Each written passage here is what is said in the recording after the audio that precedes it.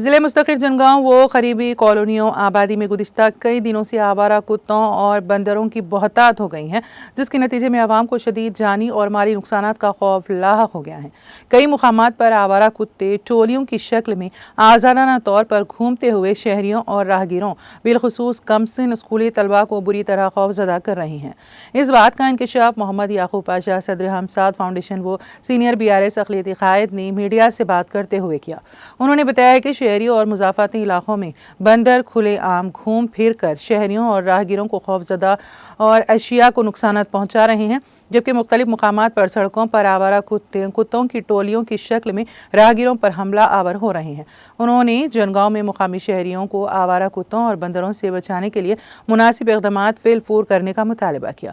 بصورت دیگر دفتر کلکٹریٹ جنگاؤں پر احتجاجی مظاہرہ گھیراؤ کرنے کا محمد یعقوب پاشا نے انتباہ دیا۔